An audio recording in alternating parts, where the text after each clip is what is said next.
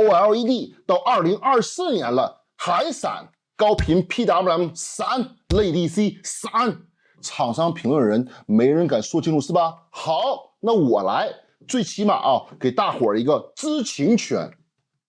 咋样？够劲儿不？有点过了。好吧。大家好，我是瘦到只剩干货的大胖哥。关于 OLED 闪严重的问题，现在很多厂商都开始意识到了，虽然做的还远远不够，不过吧，它尽量弥补了。因为厂商比如三星这样的，到现在还是那种迷之操作。今天为大家珍贵的眼睛，我们搞到了现在各种主流旗舰手机、平板和游戏机斥资6万元巨资一期从浅入深的搞懂 OLED 为什么一直会闪，以及这种闪到底会有什么影响和一大堆的避坑干货。本期视频包括各种调光对比、热门设备专业测试、国外顶级相关论文解读、护眼攻略等多个部分，成本巨大。观众朋友们不妨先点个赞，保证看完之后会学到新的知识。这里咱们还要小小的强调一下，本期视频呢虽然根据一些类 DC 调光PWM 调光进行分类的，但是零基础用户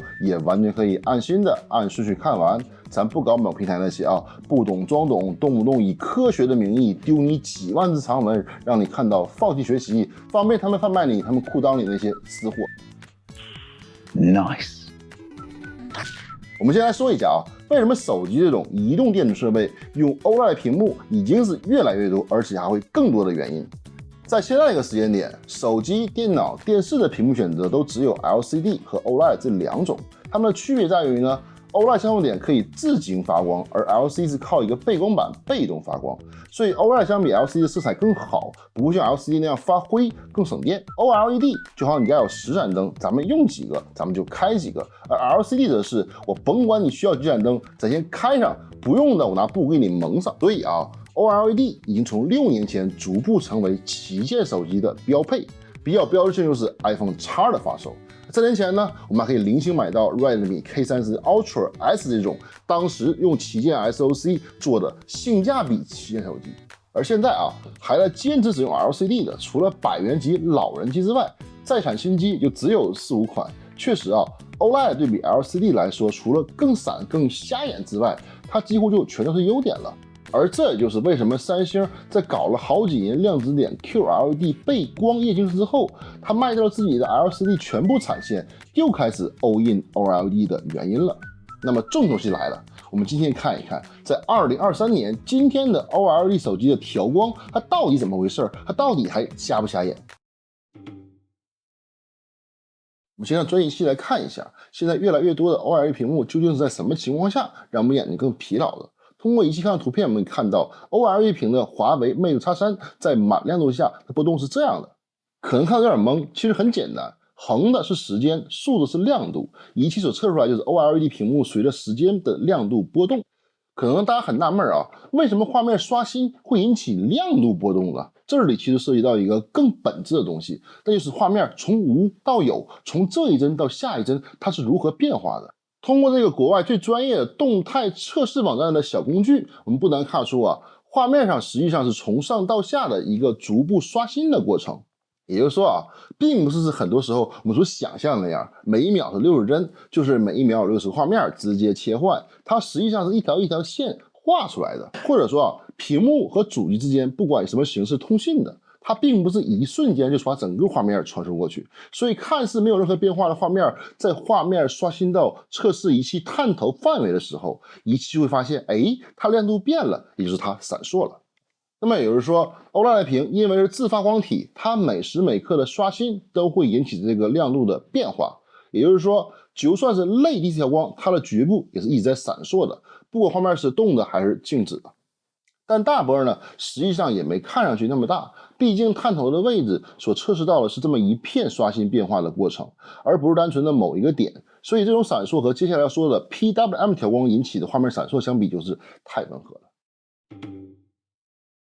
OLED 最闪最瞎眼的问题就是调节亮度的各种机制问题，这当中最主流的方式就是依靠人眼的视觉残留效应，快速的打开和关闭屏幕，通过调节屏幕的点亮和关闭的比值，也就是占空比来调节让我们感受到的亮度的方式，就是 PWM 调光了。也就是图中低亮度时的小波 PWM 调光的频率越低，就让人觉得越不舒服，因为瞳孔对光的强弱变化会有反应，看起来越闪的东西呢，就容易感觉到不舒服。想让人眼不会因为闪有负面的反应，就需要让这个 PWM 的调光的频率特别的高，让人眼难以捕捉到。所以我们现在明白了啊，图中的小波是因为 PWM 调光引起的像素亮度快速变化而引起的，而大波是由每一帧的画面变化而引起的。大波小波是相互独立，所以某些人宣称嘛，大波小波可以相互抵消，那就纯就是扯淡了。总结下来就是，小波的密度越密，说明 PWM 调光频率越高，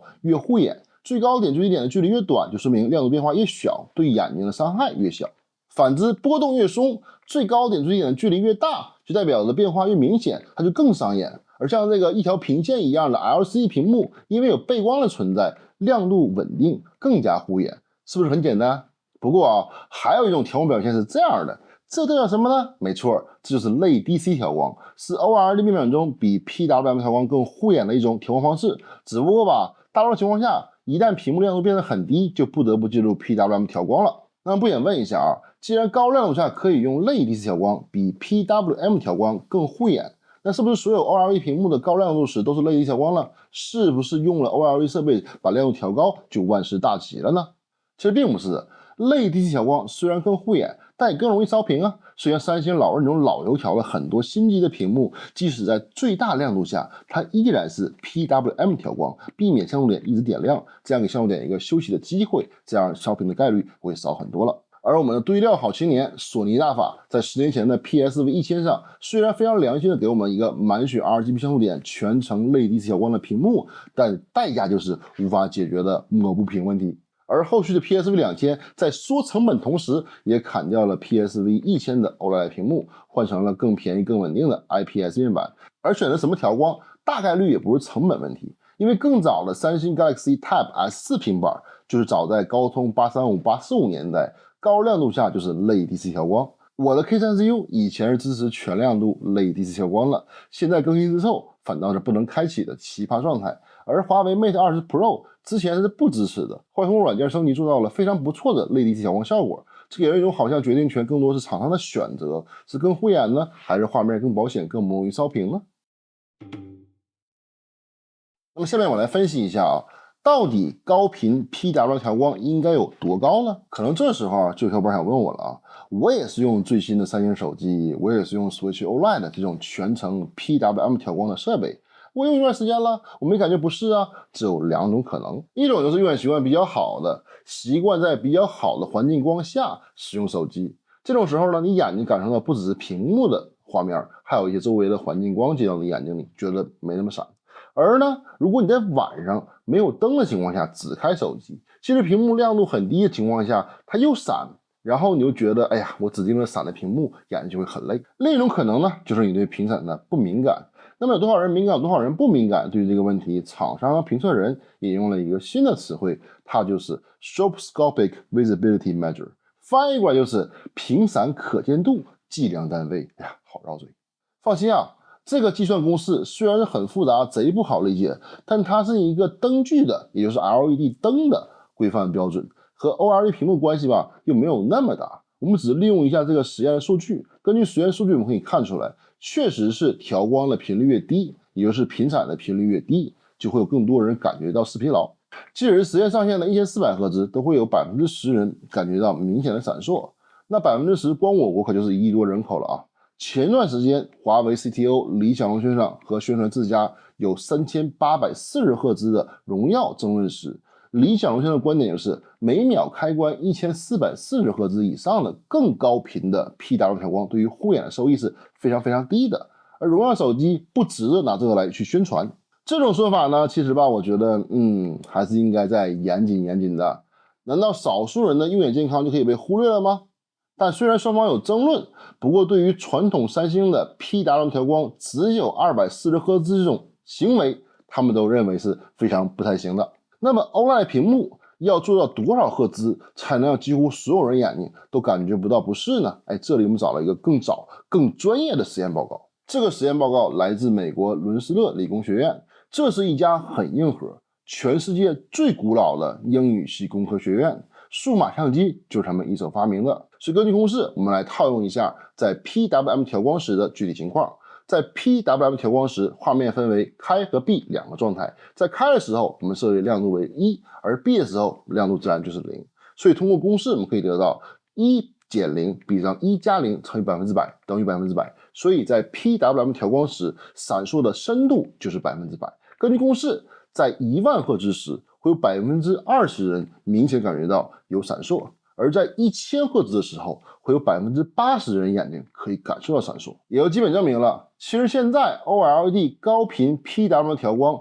远远没有达到 LCD 背光的2000K 赫兹，也就是20000赫兹这种行业普遍水平。也就是说 ，LCD 设备的护眼地位暂时还是无法撼动的。伦斯特理工实验中，我们还可以看到，人对于5%的闪烁强度，在10000赫兹下的感知能力几乎接近于0，而得益于 OLED 的 Sample and Hold 机制和0.2毫秒甚至更短的像素响应时长，我们可以得知，由 OLED 从上至下逐点扫描刷新的任何一个时间点内，它的变化都是远远小于5%的。那么可以畅想一下，未来某天 OLED 屏幕达到10000赫兹的 PWM 调光，或者更牛逼一点，直接10000赫兹刷新率的话，那对于敏感人群会更加的友好。说到这里啊，很多小伙伴可能开始意识到自己有时候看手机眼睛比较累的原因了。但像我这手里有专业设备仪器的，不是所有人都有的。那么我们该怎么判断这个屏幕它伤不伤眼呢？放心啊，今天我带大伙儿测试一下这些总价值6万以上的各种各样的热门电子设备，有没错产品，大伙儿也不用担心。之后呢，还会教大伙儿如何使用手头的设备就能测出来这个屏幕是否伤眼。那我们先来测一下吧。先说一下啊，旗舰机里最坑的 Galaxy S23U 和我们最喜欢的 Switch OLED， 看这60赫兹的全程 PWM 调光，果然是老任传统那个味道。敏感的朋友们啊，还是老老实实玩 LCD 版 Switch 吧。以前的三星吧，其实在高亮度的时候呢，是基本类 DC 调光的，比如这个 S4。结果今年的旗舰 S23U 估计吧，三星发现 Switch OLED 这么闪都没人骂。而且没有烧屏，哎，那我也直接把我的旗舰机做成这副德行就算了。基本上诠释了啊，最强的色彩和科技加持下，做出了最瞎眼的全程240赫兹 PWM 调光屏幕。本以为啊，这两位已经是新旗舰里最奇葩的了。以前这种操作好像只有荣耀 Note 10和 Moto Z2F 了，但后起之秀 iQOO 12也不甘示弱的表示，360赫兹全程 PWM 调光对一样瞎眼。你别看我和小米十价格差不多啊，咱摆烂就完了。下面说一下啊，最离谱的坑货，一加的 Ace2 Pro 和 Realme 的 GT5。哎，这俩手机屏幕吧，除了分辨率一样之外，甚至调光它也一个尿性。70尼特以下高频2160赫兹 PWM 调光，而60尼特以上竟然是360赫兹低频 PWM 调光。哎，虽然你说性价比很高吧，但是屏幕确实也是真的很迷啊，就有一种我为了宣传我调光牛逼，才做了一个低亮度下2160赫兹的高频 PWM 调光，什么高亮度低频调光对吧？我也没说我全亮度高频 PWM 调光对吧？所以没有任何虚假宣传啊。而 iQOO 12 Pro 也非常奇葩的做出了一个差异化的选择，有没有一种可能啊？咱们把高亮度下的 PWM 调光做的高点，然后把低亮度下的 PWM 调光做的低一点，那岂不是更均衡一些 ？iQOO 12 Pro 的高亮度下720赫兹，中低频 PWM 调光，而低亮度下是1440赫兹的高频 PWM 调光，又不是那么高啊，主打一个均衡。那么稍微好一点点的 Redmi K60 Ultra， 哎，高亮度下，哎呀，这也勉强可以说成是类 DC 吧，只不过看那个最大最小亮度吧，还是不够理想。但低亮度下和宣传一样的高频 PWM 调光，只能说比上面两个 Ace2 Pro 啊和 Realme GT5 要好不少。接下来啊，就是最纠结的旗舰小米 Fold 3。你说人家不护眼吧？人家外屏是高亮度类 DC， 低亮度高频 PWM。而内屏竟然就变成了全亮度 PWM 调光，也不知道是想护眼呢，还是不想护眼。下面说一下啊，这个常年都不错的优等生，哎，苹果12就做到了在中高亮度下非常稳定的、非常优秀的类 DC 调光。低亮度下虽然低频 PWM 调光，但是那个年代确实也没有什么选择。咱们看看新机怎么样啊？什么鬼啊？14 Pro Max 和15 Pro Max 都是全程480赫兹 PWM 调光。好吧，苹果开始不干人事了，咱还是看看咱们自己的遥遥领先吧。比较可惜啊，本命系列的遥遥领先没有坚持好上一代旗舰 X3 的好传统。这个机器吧，咱毕竟买不到，也不敢说，只能说遥遥领先对比遥遥领先，护眼方面可以跟 Mate 20 Pro 学习一下。后续软件改成类 D 调光吧，毕竟啊 ，Mate 20 Pro 当年刚出的时候也是不支持的，后续通过软件升级支持了全程类 DC 调光，而且啊，到今天更新它也依然功能还在，绝对是一个好同志了。下面咱们聊一下啊，中高亮度几乎拉满的 Mate X3。这里就非常值得推荐了啊！不管找人推广多恶心，产品好还是产品好，X3内外屏在中高亮度下几乎都是抖动最小的类 DC 调光，而且这个范围极大。也可以说，除了背窝亮度以外呢，基本都可以保持在类 DC 状态，而且低亮度时也是1440赫兹的高频 PWM 调光。这方面吧虽然有待提高，但是确实也比较够用了。下面说一下啊，态度和诚意都是满满的小米14系列。这个视频吧，其实已经筹划了半年多了，而且整个2023年几乎大家都宣传高频 PWM， 已经没有人在聊类 DC 了。很高兴小米在沈阳第一场雪之前，又一次的非常有诚意的拿出了全频类 DC 调光的选项。14 Pro 是中高亮度类 DC， 低亮度下高频 PWM， 而14可以全程打开类 DC。但可是啊，你宣传了全程类 DC 的14和在高亮度下类 DC 的14 Pro 对比，你就明显发现啊，14 Pro 的抖动要小得多得多。等到雷军希望我们一样啊，买一个14 Pro 出门回家14吗？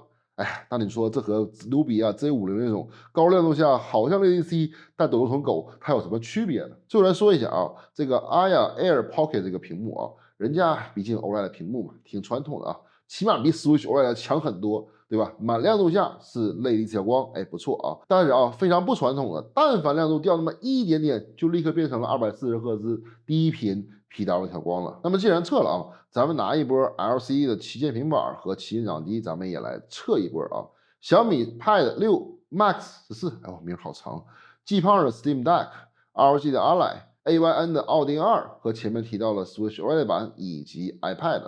除了极低亮度下，这些都是非常不错的类 DC 调光，对吧？一看就是纯那条直线。而低亮度下虽然有那么一点点波动，但是 ROG Ally 依然做到稳如泰山，差不多之前见过所有的 LCD 屏幕里面，这个是最好的了。不管是掌机、手机还是平板，值得非常推荐和表扬啊！由于财力有限，设备有限，今天就只能先说这么多了。如果大家好奇手动设备到底调光机制啥样，可以把手机相机在专业模式下打开4000赫兹快门后，调节被测试手机的亮度来拍摄屏幕画面即可。拍摄时呢，尽量选择一些白色比较多的画面，这样比较明显。如果只能看到几条很细的线，恭喜你，这就是类 DC 调光了。这个设备这个亮度下对人眼还是比较友好的，而如果在最高亮度下黑线还比较粗，那么说明屏幕它就比较费眼了。假如使用下来感觉到眼睛有点不适，那就不用怀疑，大概率是屏幕的 OLED 闪烁导致的。这时呢，就要考虑一下减少使用时间，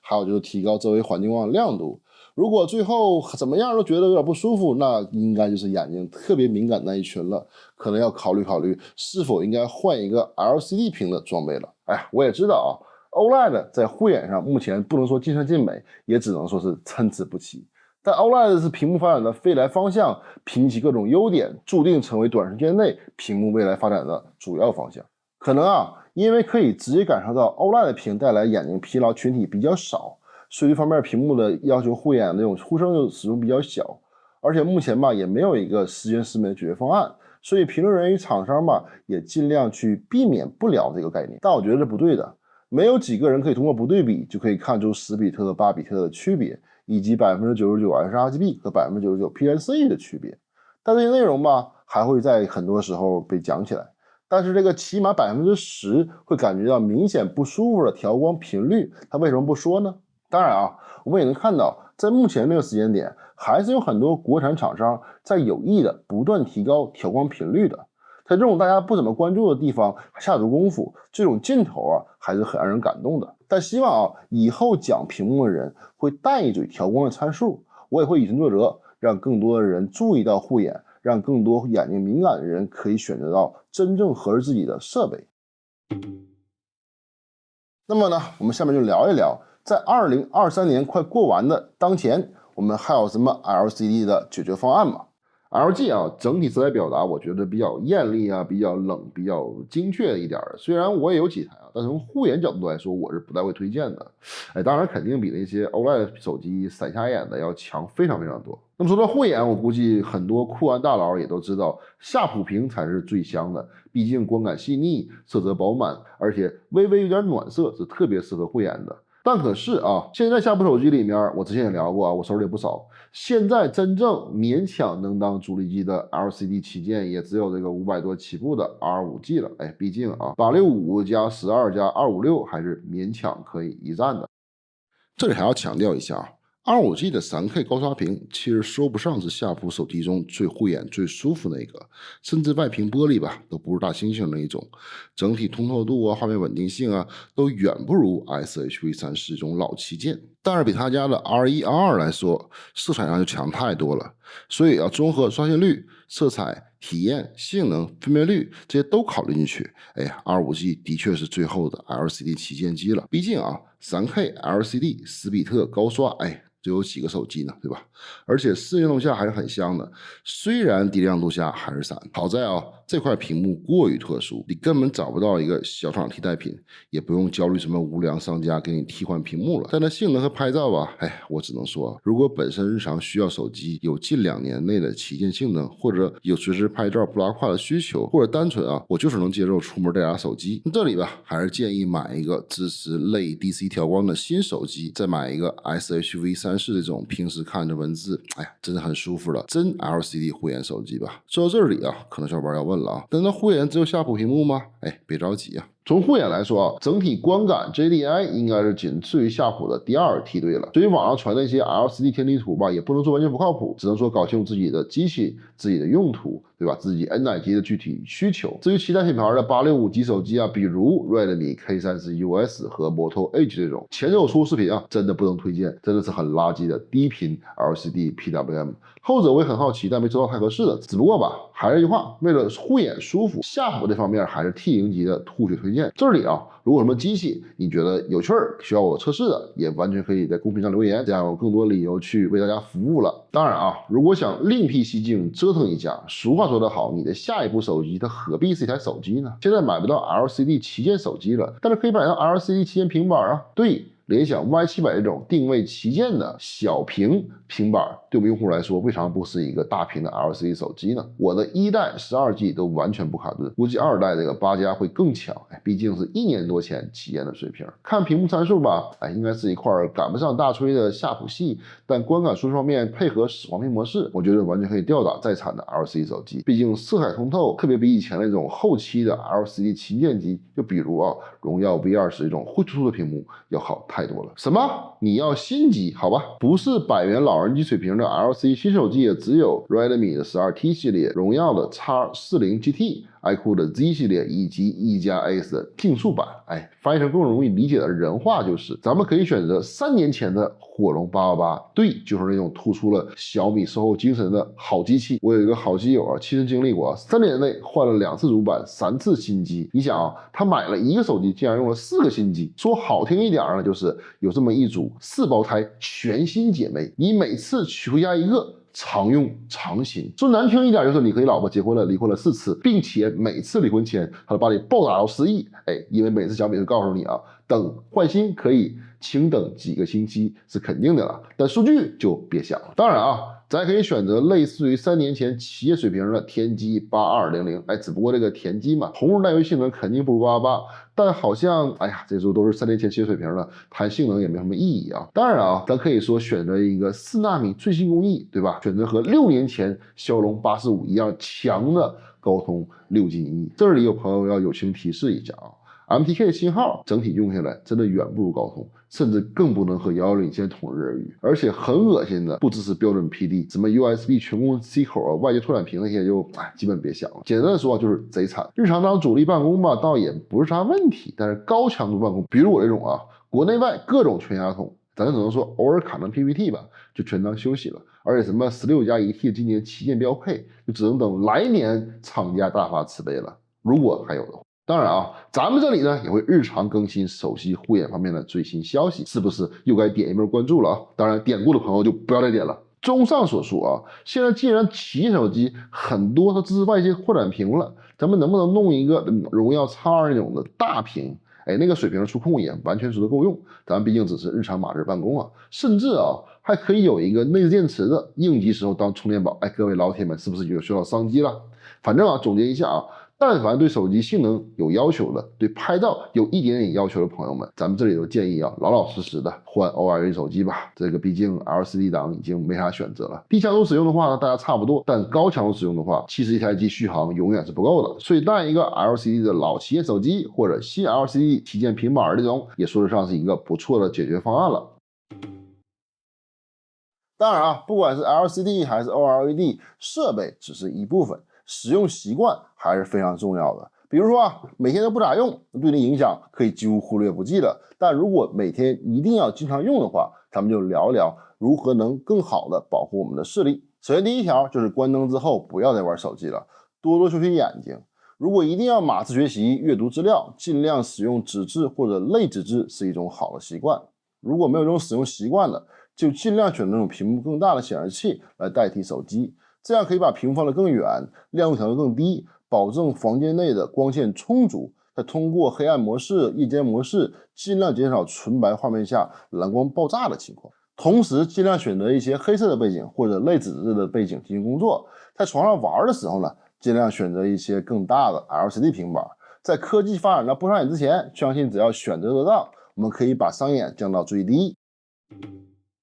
说这么多，咱们小小的总结一下 ，OLED 在手机上的趋势已经无法阻挡了 ，LCD 档也已经退无可退了。在这个测试之前呢，我还想着为眼睛敏感人群选出一些较为放心使用的旗舰机，但测试结果吧，真的是十分惨烈。蓝绿大厂全军覆没，苹果、华为倒步开车，小米重视却还不足 ，LCD 各种缺陷。目前这个时间段对眼睛敏感人群可以说是至暗时刻。希望更多评论人和厂商可以直面 OLED 不可能不闪的事实，多多实测，多多实标，把知情权还给消费者，别给大众一种类 DC 不如高频 PWM 的错觉，也别只有低亮度才是高频 PWM 说自己是高频 PWM， 也别只有什么2000左右赫兹的调光说自己是超高频 PWM 调光十分护眼，更别弄一个超级陡的 ADC 调光敷衍了事。各个亮度全面一点，文字游戏少玩一点。不过我也清楚要指望你们能解决问题，那问题就不是问题了。所以之后呢，